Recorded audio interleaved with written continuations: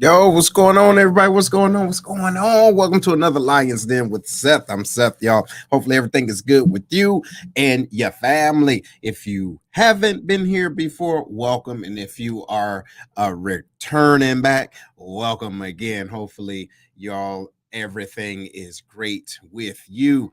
So today is going to be an outstanding day, outstanding episode. If you guys are just tuning in and you've seen the our promo, it switched up a little bit. We're supposed to have Miss Marsha on to talk about the Wounded Warriors, and Air Force Warriors is super dope, y'all, but she has succumbed to some sickness right now, so it wouldn't have been cool for her to be on, so we're going to postpone that. However, this gives us another opportunity to have discussions in the den with my fellow Lions. You know what I'm saying? That's how we do up in here. Bam, bam, bam. Yeah, yo, Big Larry, man, what's popping, man? How you feeling? You muted. Yeah, he muted it. See, I get him together. This dude, man. I don't know. Wait, hey, we're gonna let him get together. Man, he need to learn sign language or something, man. Can you hear me now? No, I wasn't muted, man. My damn thing is just delayed for some reason. Then it kicked off. So I don't know. We got you, dog. But anyway, the weekend was good, man. We did a date night. Me and the wife yesterday went to a winery out in Alton, Illinois. Man, I ain't never been over there. How was that? It was a cooler spot. They got some boats and stuff. The actual water looked pretty decent over there, man. I might try to get a little boat trip or something in over there. Okay. So I saw you. Hey, so I saw you saw the movie Nope, man. What you think about it without giving it away? What you think about it? Yeah, because ain't nothing to give away, man. I'm about as confused as I was through the advertisements as actually watching. Then he muted. You see, that's what happens. See, that's what happens when you start talking crazy. Jordan Peele, man, said, "Nah, hell no, he ain't about to talk bad about my movie." You ain't gonna talk about what? So you back there, Larry? No, he's still muted. Still, no, it's still on world over there. So, hey, man, yeah, like a big old line in the sky, man. I don't understand that movie, man. Oh, he was still talking too. He was. See, look, that's what happened. I've been talking crazy. So, look, man, I found a way to. I had an opportunity to check it on now, man. The distortion was crazy. You know what I'm saying? However, very, very, very. I was impressed. And of course, man, it's just like abstract art, right? You know what I'm talking about? Everybody can watch and look at the same thing, but they're going to get something different. But you have to be a lover of the art to appreciate it. Shout out to Foots, what's going on, man? And listen, that Black Panther trailer, that was something different. That was something different. I felt that. So, hey, Herm, what's popping, man? What's going on? Man, I went to go see Thor this weekend. Oh, yeah. How was that? Man, I'm here's the thing. I'm a fan of the Marvel movies, but I'm not going to sit here in front like a lot of people do and say, yeah, I read all the comics, because I didn't do that. Right. But Thor is my favorite series, you know what I'm saying, as far as the movies go. And these last two, man, I'm just not tracking the comedic vibe that they putting in that movie, man. But I understand that they're trying to follow the comic book, but, it just wasn't for me. You know what I mean? So. But the weekend is good. I also watched the movie that you recommended to me, Master, on Prime, Amazon Prime. Yeah. You know, we watched that, and I enjoyed the debates that me and you had on that movie too, man. You know what I mean? It's like you said when you talk about movies that are abstract, and that movie wasn't super abstract, but it does give you viewpoints for you to interpret. You know what I mean? So what somebody else might see, you might not see, but the thing is, you got something out of it. I do recommend watching that movie. You know what I mean? I do recommend seeing it. Yeah. It was a trip, man. It was a real trip. And hold on, look, let me just go ahead and put this up while you're trying to be funny. So here's Foot saying, I thought you were getting a cameo. So listen. You was a Nope. Nope. Wasn't in Nope. Wasn't in Get Out. Wasn't in what's the other Black Panther? Wasn't in it. You understand? Yeah. That's not my you ain't get a check for it anyway. Nah, I ain't getting checked for nothing, man. Y'all need to anyway. So look, y'all, we're gonna have a great show. If y'all there, let us know. Y'all can chime in. We see you watching, you know what I'm talking about, and hit the share button. Make sure people know where you at, and that we about to get it in. So, fellas, man, there's a lot of stuff that's been going on in these streets, man, that I really do feel is truly affecting or could affect the family dynamics, man. Right. So we got some videos, y'all, that we want to show y'all. Oh, what's going on, Miss Stacy? Right, she up in Dallas getting it in. So yeah, so ladies and gentlemen, we're gonna play a few videos, and this first one, I just want y'all to watch it, right, and kind of get your feel.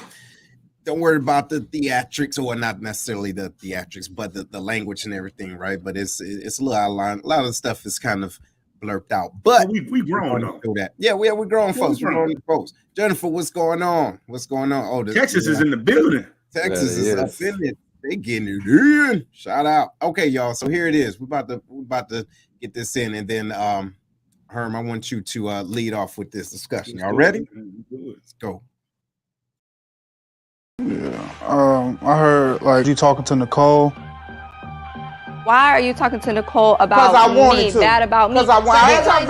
I'm saying though, at the birthday, I understand, Mom, but baby, chill out. I don't give a where it's at. I'm gonna talk to the bitch. I don't give a.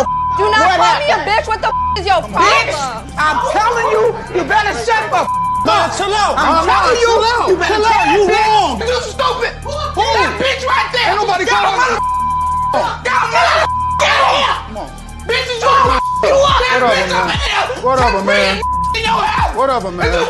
Stupid. Whatever. Get the on. I'm gone. And don't never look back. Take your ass.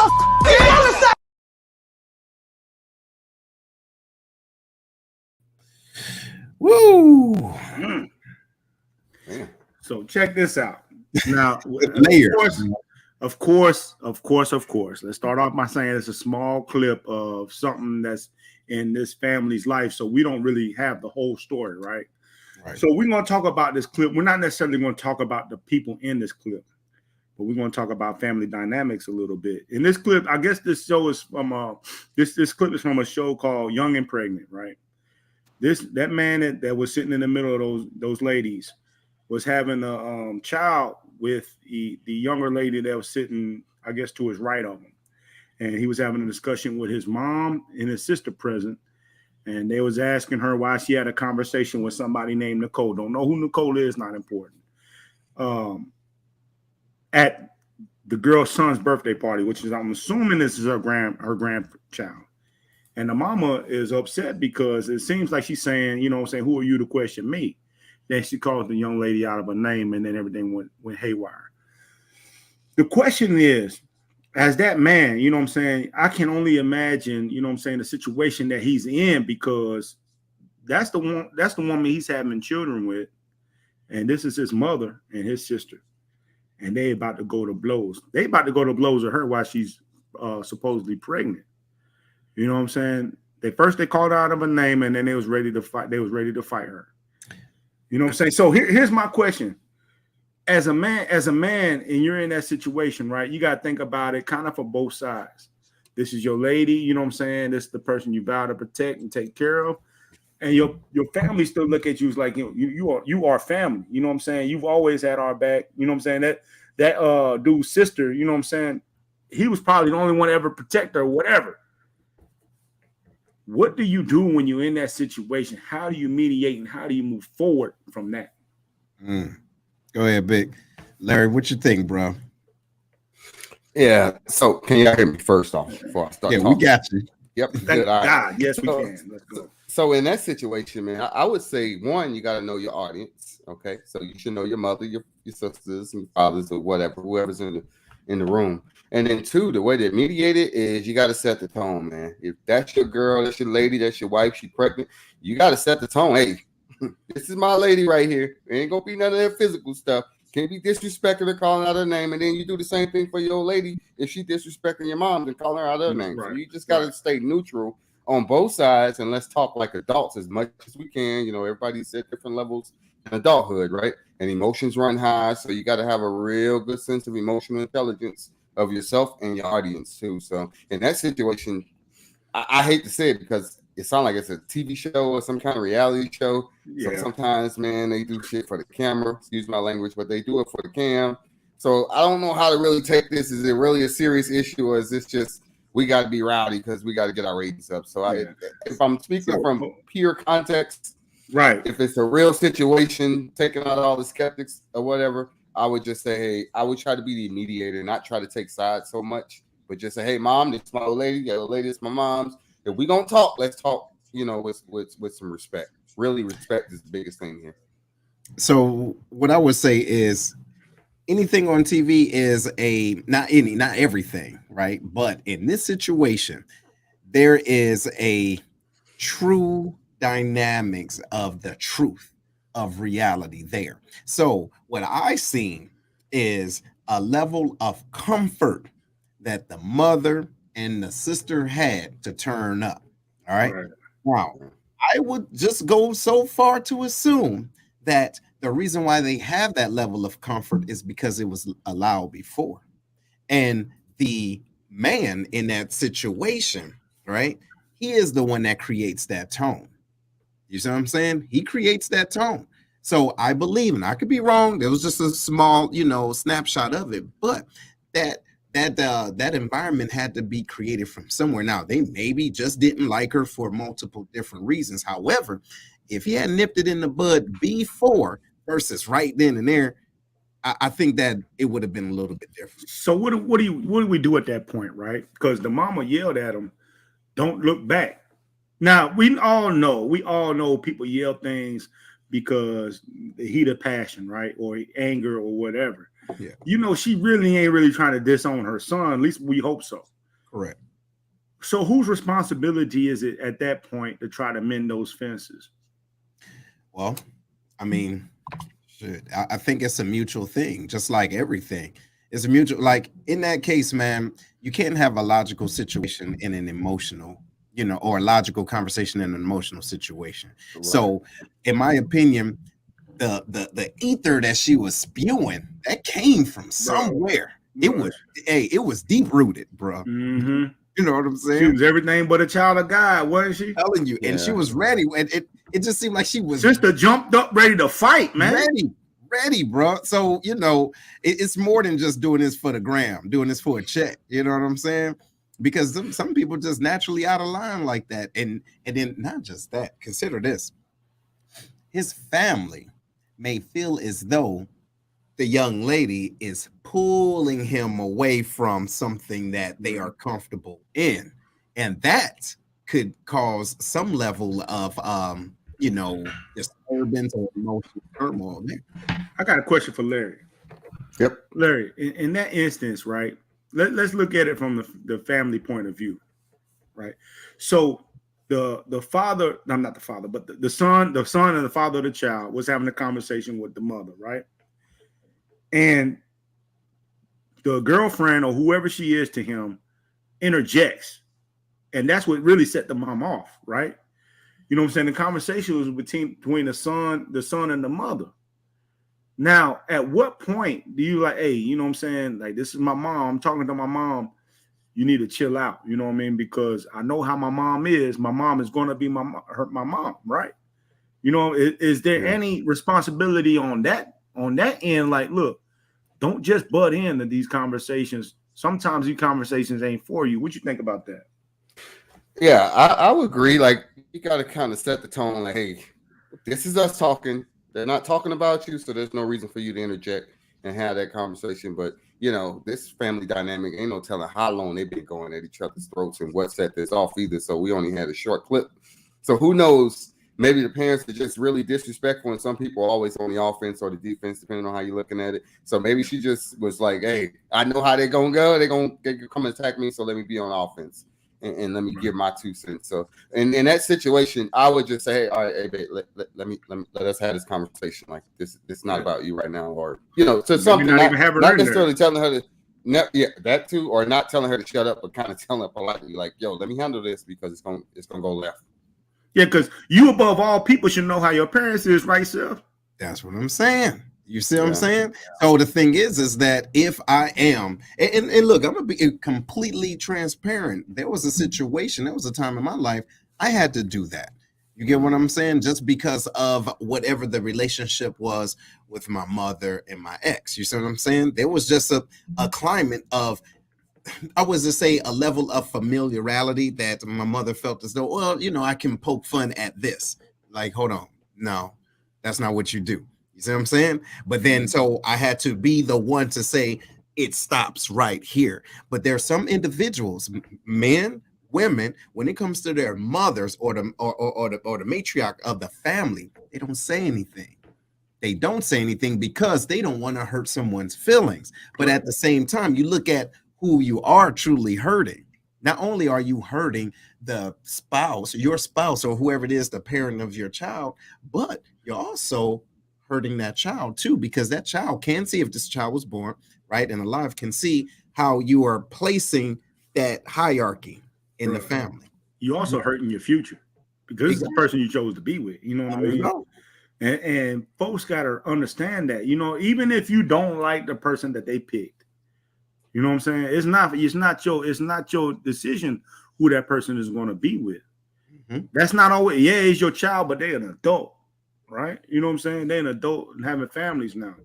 What Chief Sash say? Yeah, Cedric says that the son has to set the boundaries for both the wife and the parents. He has to be the man. You know what I mean? Right. He really does, because, and it's a tough position, right? It is. You know what I'm saying? Now.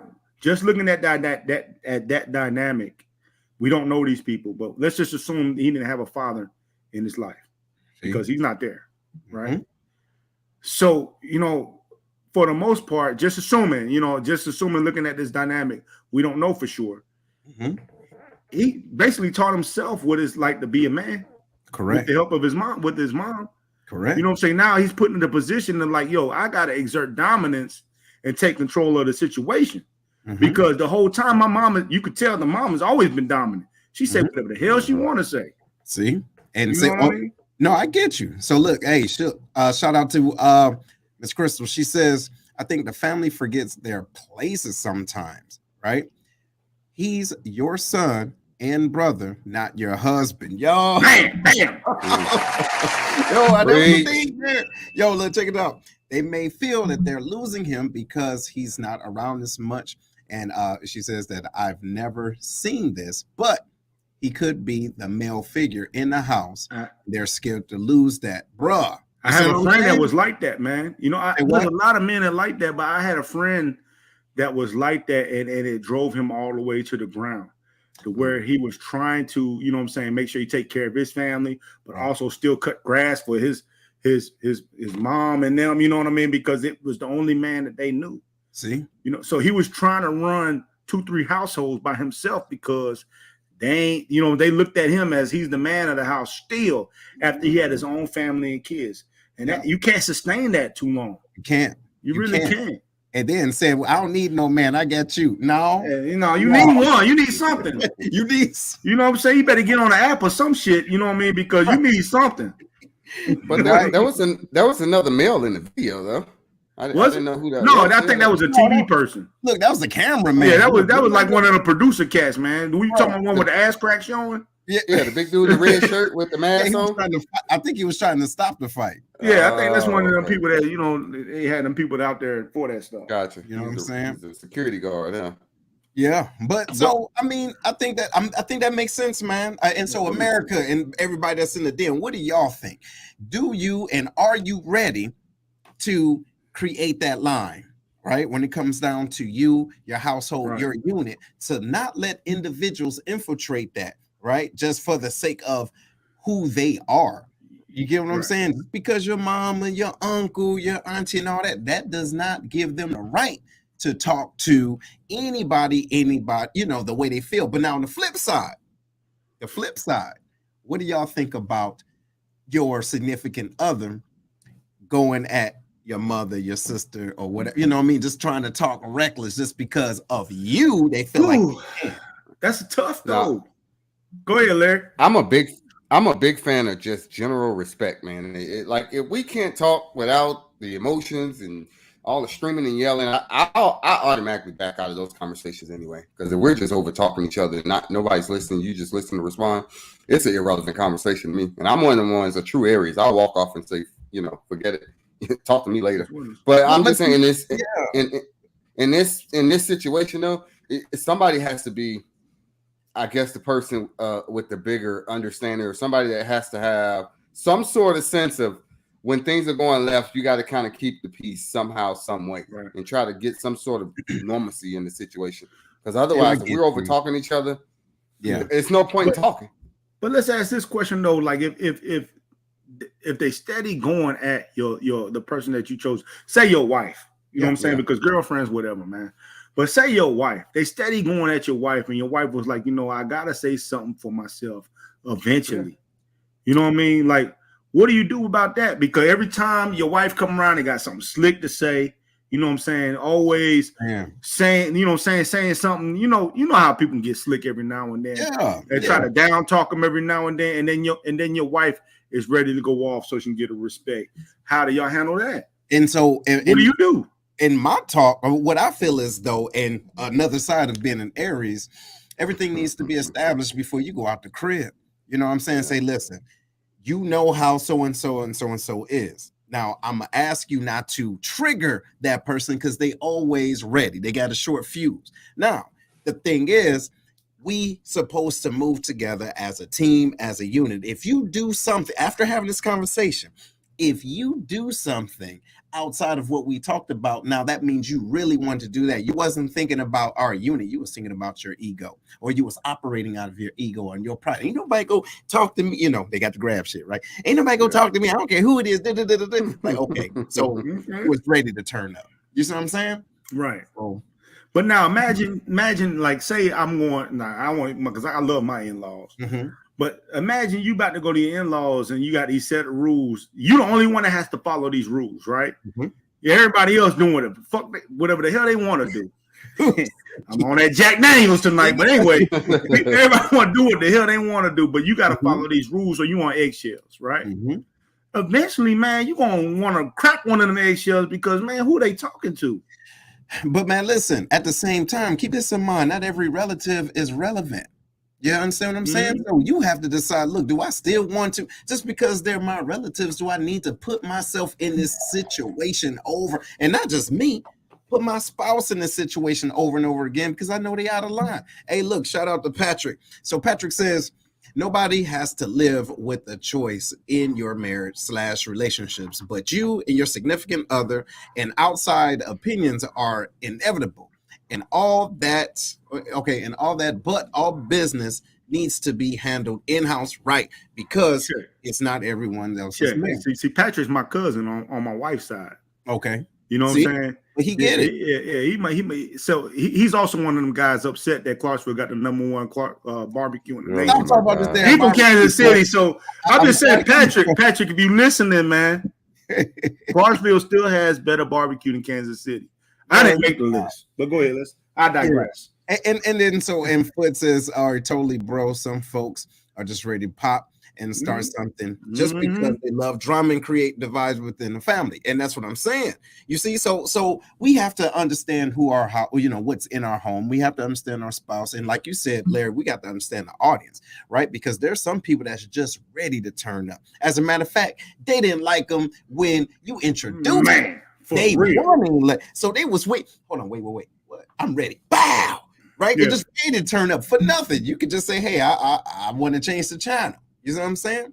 So you want to watch Fox News, huh? What you racist? See, what you doing? See, you see what you're doing? I can't stand you. But listen, ladies and gentlemen, again, we're here in the Lions Den, and we're just getting in. We're talking about family dynamics and different things that happens within our community, and that's what we do. This is what the Lions Den is about, right? So now we got another clip, all right, and this one here, Big Larry, he's going to be talking about this, but I really want y'all to watch it and listen deep to it. You know what I'm saying? Deep with it.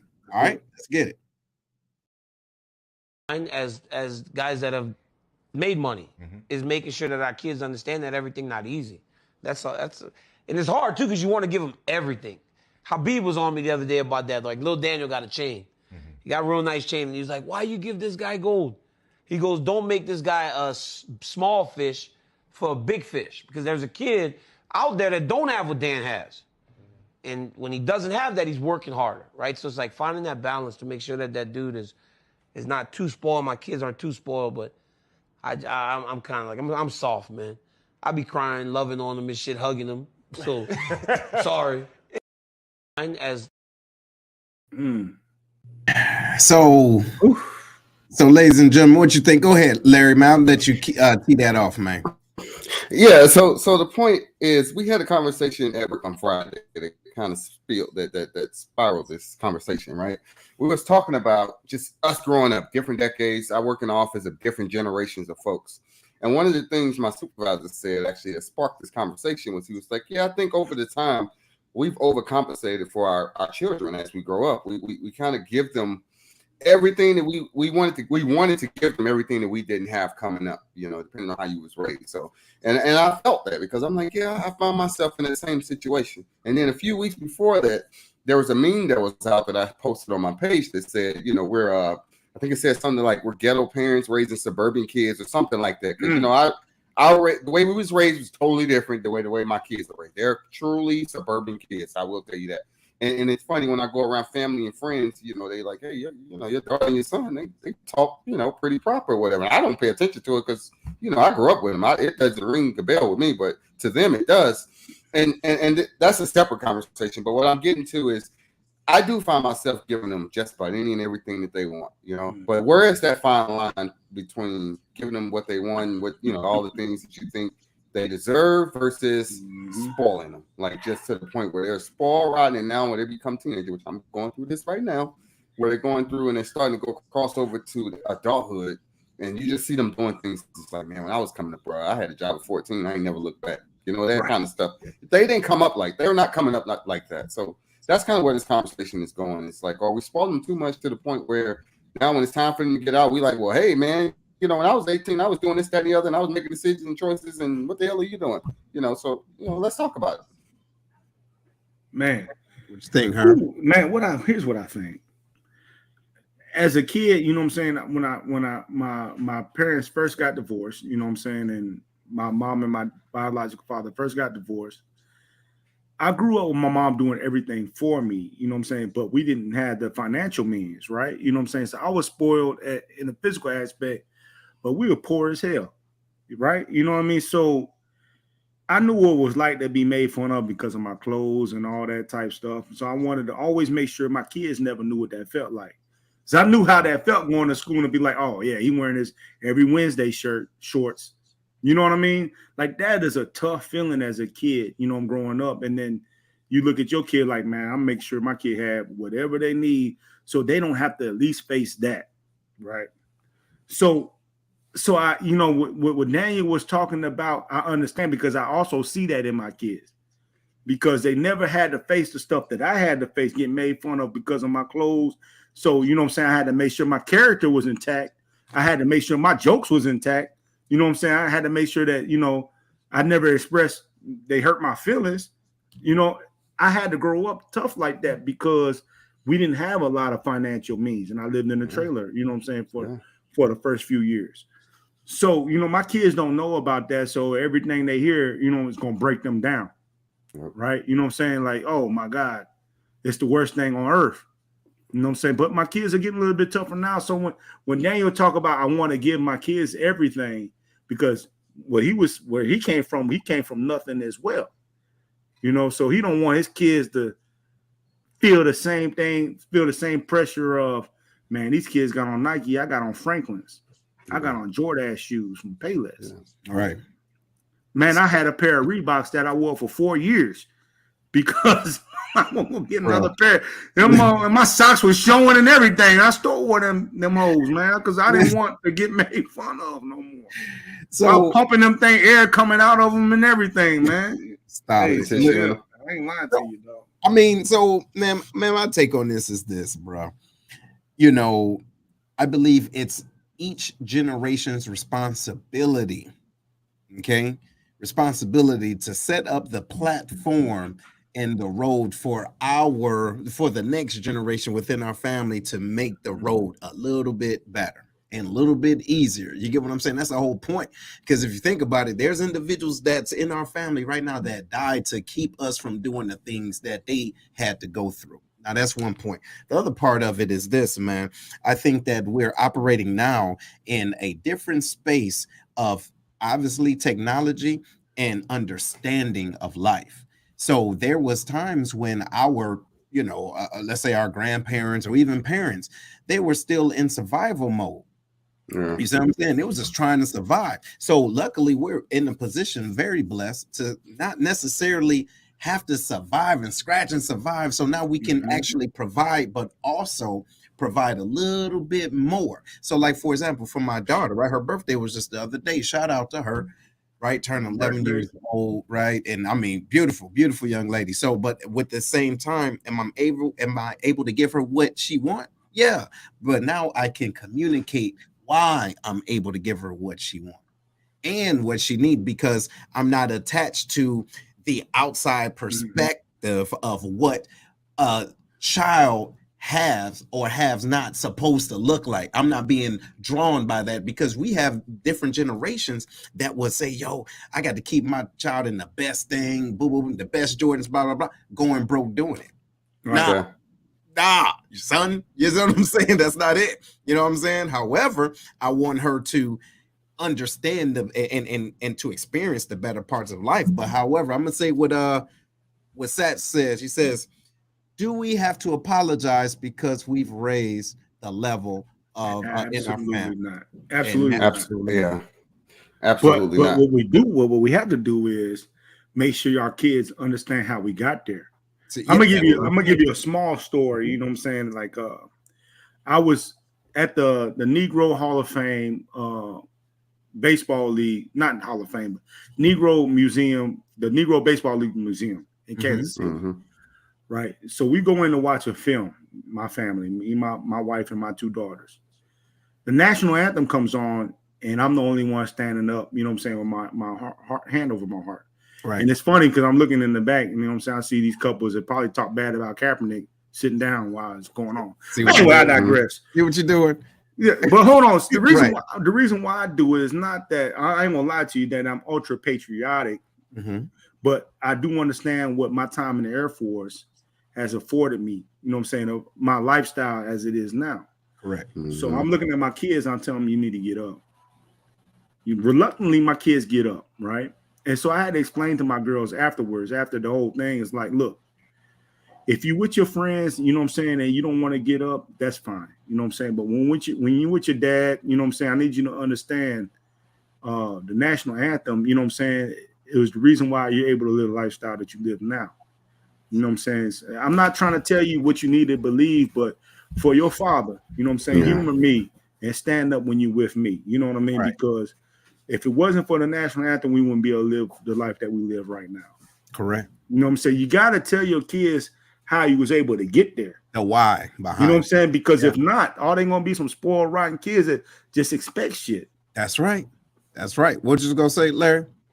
Yeah, and I agree with that. Putting things in perspective, you know, and making sure they understand the why behind the luxury of the lifestyle that we live, and knowing that they think the lifestyle your daddy came up with, or your mama, whatever. Like, and, you know, the good thing about us is being so close to home is they, you know, and I hate to say it, but they get to kind of see both sides of the fence, right? They get to see what could be, what could have been, or whatever, if daddy didn't decide to you know, better himself and to make life, you know, somewhat better for them.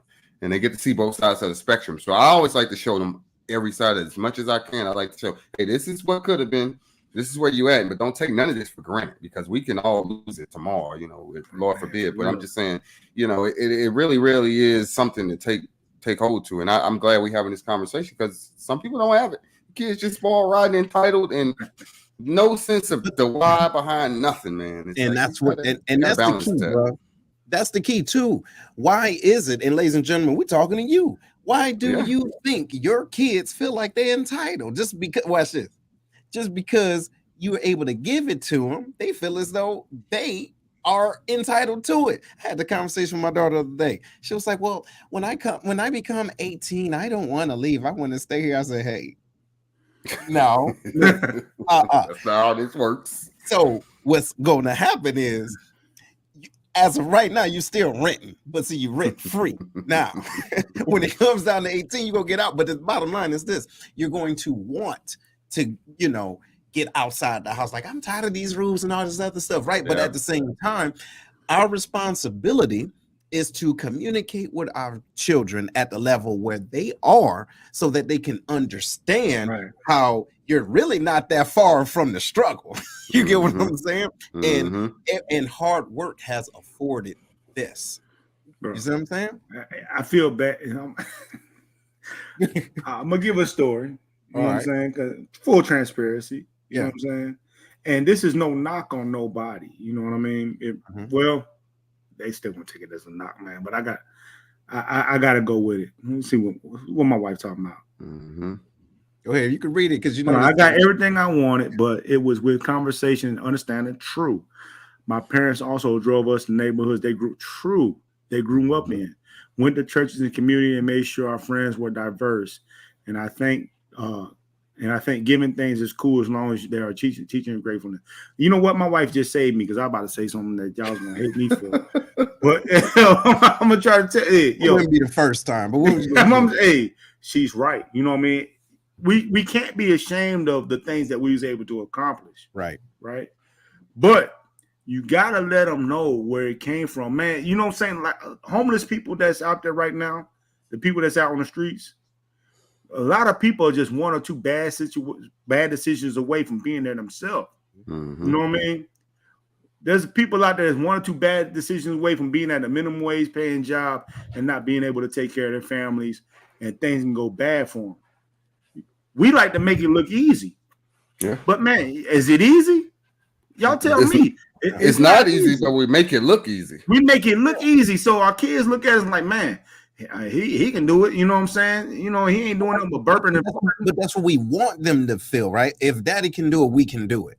You understand? Right. But you got to show them how you did it. Exactly. You got to show them how you did it. Absolutely. Because also, man, look, to your point, man, I would take, like when I go back home and I take Simone and say, hey, look, that's where daddy used to stay. Or I say, hey, you see the little spot over here? I know it ain't no house over there. Or hey, shout out to Detroit, right? 2022, best city to live in.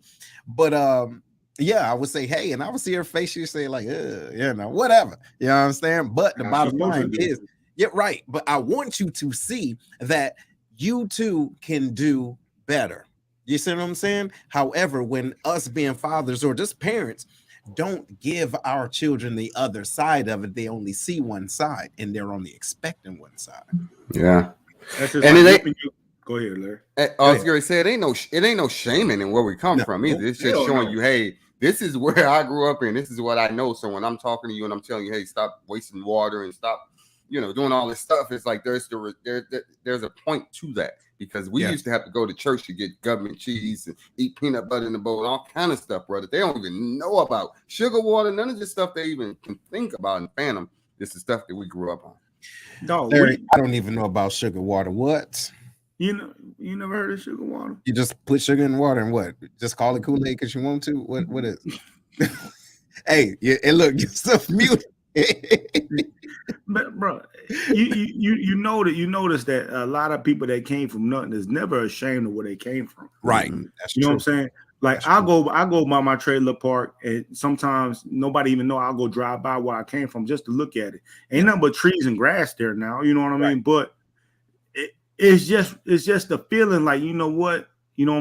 My parents set the way for me, and I was able to over accomplish. You know what I'm saying? What they did. You know what I mean? I'm able to continue the legacy, and hopefully I could pass it on to my kids for they look at me, the way we living, and do even better. Yep. So how do we get them to do that? Right. Now here, check it out. And that makes a lot of sense. But shout out to James. Now he says something I want to push back on a little bit. He says, far from easy, but sometimes they need to feel a little bit of the struggle to be able to appreciate where they are and what they have access to. Brother, I'm gonna say they know to that only because it's our responsibility to know our children. Okay. I don't think my daughter would be able to understand that trauma. It would be traumatizing, or any piece of that of the struggle. You see what I'm saying? However, I want to find the best. It's my responsibility, right, to give her the best examples of what it could look like. You see what I'm saying? Because me putting her in Detroit, bruh, and say, look, you see that? Like, you see that? That could be you. No, what you doing? Right? No, bro. Let's take something that we can all understand. Well, us three can understand. Mm-hmm. What's that? Right. We were in the military, you know what I'm saying? Right. Larry's still in. A lieutenant, you know what I'm saying? A lieutenant does not have to go and work on the grill. Correct. In my career field, doesn't have to go and work on the grill to understand how to lead, you know what I'm saying, and how to elevate the people that's there. Correct. My kid doesn't have to live in the trailer. They don't have to do none of that stuff. I did that stuff. Mm-hmm. Grow off of my experience. Mm-hmm. But it's up to us parents, man, to be like, yo, I make it look easy. You know what I'm saying? I'm passing you the baton, but I'm gonna tell you how far you need to go past me. That makes sense. No, absolutely right. Absolutely right. And then, so shout out to James. He says, I can understand that, fam. Knowing your kids is essential. Sharita says they do need to hear no, not right now, and explain the consequences. And I'll tell you this, y'all. Look, here's a question before we go ahead and pivot to the next topic. We're going to take a break? Huh? Damn, man, we ain't taking no break. Let's go, man. We've been getting it in, baby. I haven't used the bathroom for 15 minutes. That's what happened, bro. Didn't we talk about you elevating your drinking voice? No, but seriously though, y'all, what is it that you are doing to expose your child to the other side of it? Like, for example, all right, we'll take Simone to, hand out food to the homeless or to the less fortunate, right? Just to be there to serve. Right. Yeah. And to see that there's individuals that's within a 25-mile radius that has a totally different thought process than you, and they're experiencing life totally different, but at the same time. You get what I'm saying? So that gives them another example or another way to humble themselves. Say, I love where I am right now, but I also know that there's somebody else on the other side that don't have it. So I'm asking y'all, what do y'all do? What is it that you can do to help convey that message to your children right now? You got to learn. So me, I can speak. I don't take them to the homeless shelter or anything like that. I think that's a good idea to start doing. But a lot of things, what I do, man, is I coach youth sports, right? Mm-hmm. And if you know anything about youth sports, you got kids from all walks of life in youth sports. So in that situation, they can kind of see some of the things the other kids are going through, and they can tell. And so we have conversations about that. It's like, be careful what you're saying to folks and how you're bragging and maybe ragging on folks, because you could really hurt someone's feelings that's coming from a different world than what you come from. Sure. So that in that aspect, that's kind of how I teach it. But I think what you're doing as far as the homeless shelter, that stuff works too. But another thing I want to jump into that is because, being in the Air Force, you got to be community involved. As the total airman, I like to take them to certain events so they can see things too through exposure. So it just depends on what the community service activity is, and I'll bring them along. Yeah. Because like I said, you got to know your children. You know what I'm saying? Not everybody can dig that. You know what I'm saying? Nobody, I don't want to go out there because they smell funny. Like, what? Yeah. You see what I'm saying? So you can't do that. You see what I'm saying? But we have to understand how to communicate with our children. Now, All right, fellas. Now y'all ready? Ask me. I can't answer the question. No, man, because I know you won't do nothing. Look, I know you don't do nothing. You don't do homework with your children. Bro, you ain't in it. Tell them to cheat. I can't say what I do with my kids, Come on. Let's go. You know what I'm saying? I got 2 kids, and you know what I'm saying. I can't say what I do with my kids. You out of line. That's why. I don't do nothing with them, man. I watch TV. I look at the homeless people with them. I'm like, you want to be like that? I mean, well, stop talking back you there. See that? Hey, no. And keep going. That's what you do. Let's go, man. Man, go to the next subject, dog. Hey, as a matter of fact, y'all, everybody that's on right now, I don't know if y'all know this or not, but somebody's getting ready to turn what is it, 42 pretty soon, ain't it? Young buckaroo. He had to think about it. Yo, big Perm the Herm. Boy, that boy about to be bad. You ready? You Leo, Herm? You Leo or what? Leo. Man, Me and my wife Leos. Man, my wife been wanting me to get excited for this birthday for the last 3 months. I'm like, man, if y'all don't come on so we can get past this day. She got something planned for you, boy. I mean, it's over now. You know what I mean? Because I didn't already. But it's cool. You know what I mean? My wife is always thinking about me. Hey, cheers to you, dog. She loves you too. Look at her. Look at her. She love you, boy. Hey, cheers to you, brother. Cheers to you, man. Cheers to you. Yo, everybody. Hey, y'all raise your glasses or your red solo cups for my man's Big Herm. I got my real cup right here. There you go. Hey, Herm, we celebrated your birthday like 2 weeks ago, just so you know. Oh, you know what? I love that. Didn't we? We got it. We had a good time, didn't we? We did. We got it. But anyway, y'all, another subject. All right, y'all. Now, all right, let me get serious. All right, we're gonna take a little serious turn real quick. All right, now this video here, just watch it. And Herm, I'm gonna let you tee this on up. Go ahead, bro. When we come back to it, you got it. All right, I got it. All right, let's go. I'm a survivor. I'm not gonna give up. I'm not gonna stop. I'm gonna work harder. I'm a survivor. I'm gonna make it. I'm a survivor. Keep on surviving. I'm a survivor. I'm not gonna give up. I'm not gonna stop. I'm gonna work harder. I'm a survivor. Yeah, make it. I'm a survivor. Keep on surviving.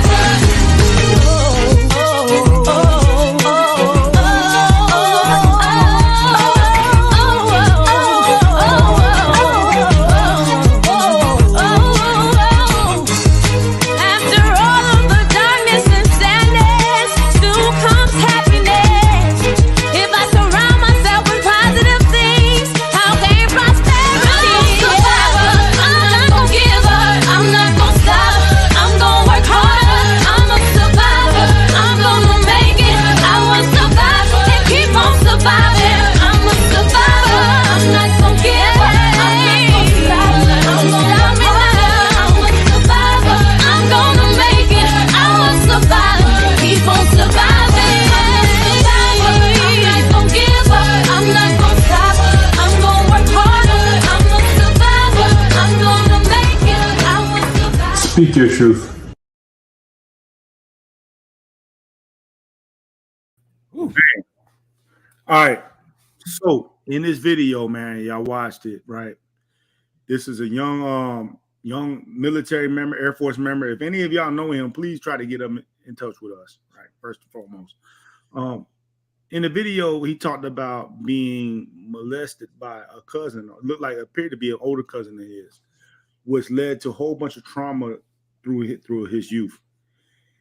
And he wasn't really able to address that. So he lived his life, what appeared to be inside that video is a homosexual guy. We're not really about to talk about this specific video, you know what I'm saying? But what we do want to talk about is how trauma, you know what I'm saying, how going through trauma can affect how you move forward in your life, and how not addressing trauma can alter the way that you maybe possibly truly supposed to live, right? What y'all think, guys? Whew. Go ahead, Larry. For me, man, I've experienced and seen trauma, or I've heard the stories anyway, through trauma, like years later, you know. So my perspective of an individual could be one way, and then I learned 15, 20 years later, like, what? She did what? Like, where was these conversations at? Nobody had them. You know, it's like hidden, shuffled under the rug somewhere, you know, and I don't understand the reasons behind it. You know, I understand it's somebody's daughter, somebody's son, or whatever the case may be. But, you know, when you rob someone of their innocence so young like that, and then they grow up confused in the world, and we don't know, we don't comprehend you know, because we don't know a whole lot about mental health and all that stuff. You know, you see things like this. So it's unfortunate that the individual had to go through what he did. I'm glad he was able to find himself. I'm glad he was able to be and get the help that he needs. But, you know, this is a continuous thing in our community, and not just ours, but in all communities. This doesn't have any race to it whatsoever. This is across all boundaries. Right. And so how do we get that discussion going and without it getting to the point where it's, you know, because I know there's a fine line between, well, did it happen? Did it did not happen? I don't know. You know, you don't want to get into the accusation and turn out that it's false, but, you know, you still got to investigate and do your due diligence. Well, brother, I would say this, man. First of all, shout out to anyone that can identify and speak their truth. All right. And what I would also like to say is that individuals' road to recovery is totally different, everyone. And so what we cannot do is kind of gauge or assume what is traumatizing to one person, it won't be traumatizing to the next, right? And then so if something was to happen to this young man, and you know, I feel for him, anything happened to him at a certain age, his body may not have known what was going on, and then he equated that feeling to something else that wasn't what he had grew up to, you know, to understand as far as his natural hormones, right?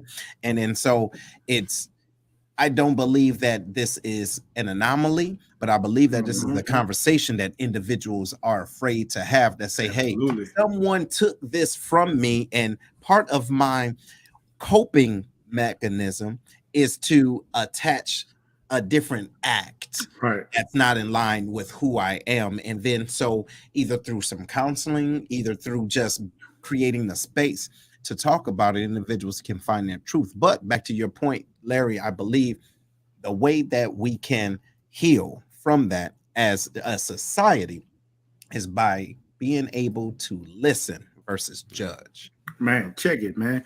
We just had a conversation not too long ago with Project Pat about this. Yeah. You know what I'm saying? About boys being touched in the community, and then they came up.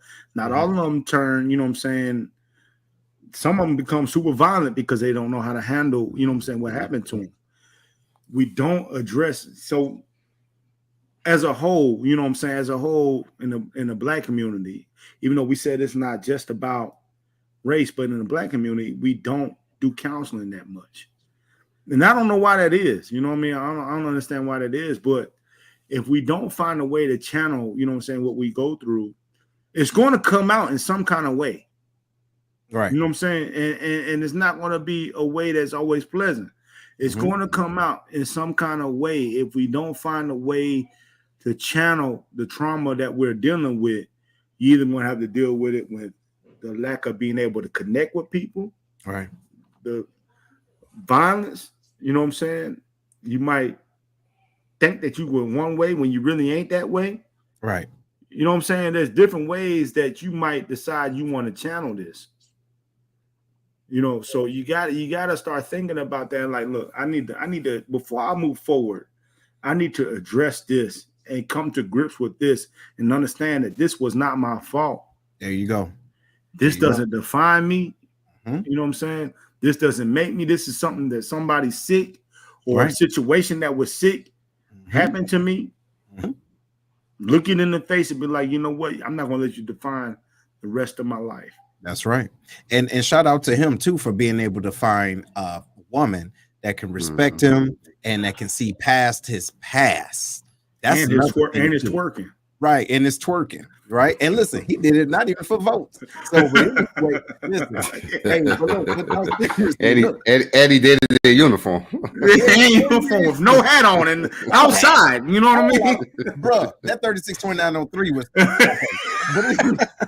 but no, real talk though. So she was able to see past that and bless them with some beautiful children at the end of the day. Now, not saying, hey, he did this because of that, but maybe that's what he wanted. And I really do believe we all, in our certain our crazy way of going through life, we all want to love and want to be loved. But when someone distorts that early on, we can grow up distorted. You get what I'm saying? Just because of something that happened. So to your point, we have to be willing to find what that root cause was, but then be able to own it. You know what I'm saying? Not let it own you. Man, yep. When you young, you impressionable. Yeah, very much. You know what I'm saying? And those predators know that. You still developing. Yeah. You know what I mean? So it's crucial. It's crucial for you to protect your children and not let certain elements in front of them. Right. You know what I mean? Because they're still being molded. They're still developing. They're still growing. Yeah. You know what I'm saying? You won't think they're in prison. I asked the question, like, do you think a child can be molded to be racist? You think, you know what I'm saying? Like I trained and brought up to be racist. Yeah. If you put that in front of them, if you put that in front of them as a little kid, you saying, you know what I'm saying? Like, how do you think that? Where do you think that comes from? That comes with everything that's unnatural. Though. It's training. Everything is training. Our thought processes, man. Look, it's muscle memory. You know what I'm saying? Think about individuals that grow up. People don't grow up being in a certain religion.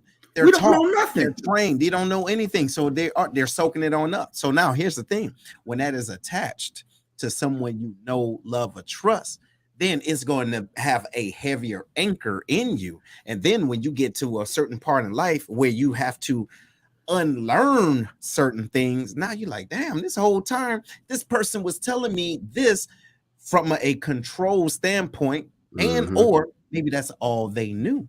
You know what I'm saying? Hey, but look, you said you got something that you want to throw up in here, man. What you got, man? You talking about me? Yeah. Oh, here's what I got for the this is something a lot of people can relate to. Go ahead. Once you have your mind set to do something, don't spend a lot of time telling people that you're going to do something. Because here's the reason why I say that. And for a lot of people, they come with good intentions. They always want to interject something inside of it that's going to maybe discourage you.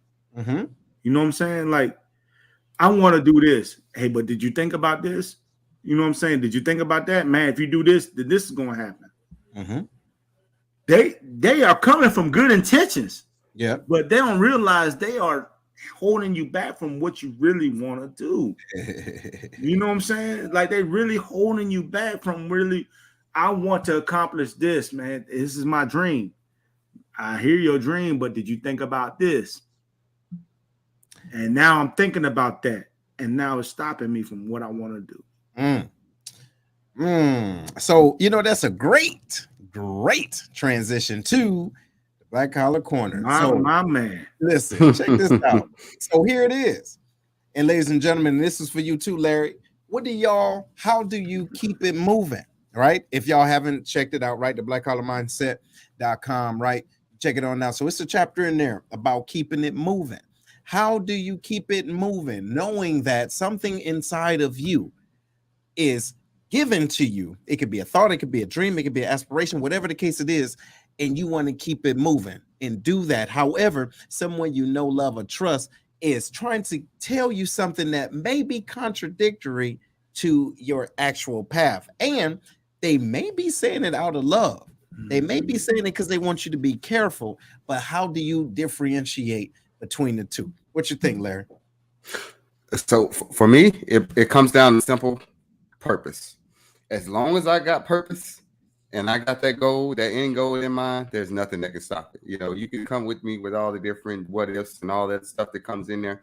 But if I have a true set purpose, this is the purpose for me doing this, then everything else really falls by the wayside. You know, I'm a good listener. I'll take what you're saying and comprehend it and whatever. But if it's taken away from that purpose, and my purpose is burning more than anything that you're throwing at me, it's irrelevant. Like, I'm just gonna keep it 100. Now, they love you. They love you. They love you. Listen, everything that they're telling you from your heart, from their heart. So, how do you still navigate doing something totally different and knowing that it's going to hurt them because they love you? Everything that they're spewing to you, even if you come to them and you want their advice, but you want to do something different. Check it. Because the first thing I got to do is believe in myself.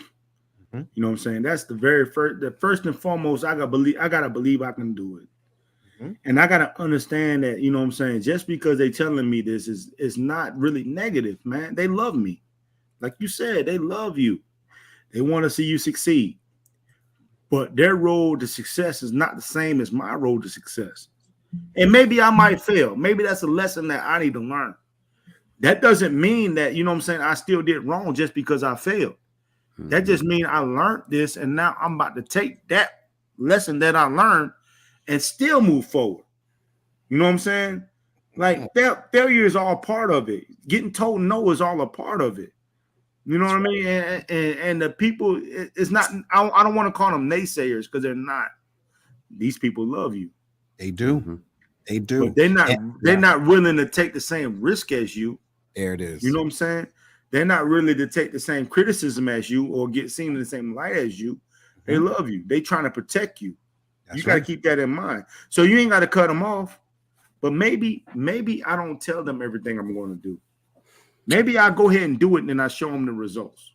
Or maybe I just compartmentalize them, say, hey, we're going to talk about this when you, because I know we can talk about a certain subject and everything is all good with you. But when it's about this, maybe I should not be able to bring you into that conversation. Ladies and gentlemen, we already at the hour point. You know, look how quick this went. Yo, man, I still got to use the bathroom. So come on, let's go. Come on. You know, oh, no. Hey, but ladies and gentlemen, this has been it, man. Hey, Larry, man, what's your final word, bro?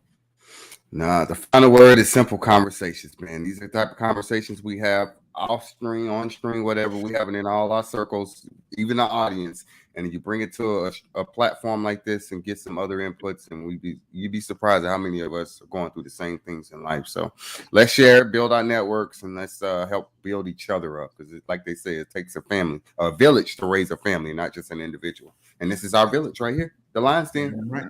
Already. Go ahead, bro. My final word is, don't say nothing about barbecue either. Please. Yeah, nothing about Clarksville. I'm trying to be anyway.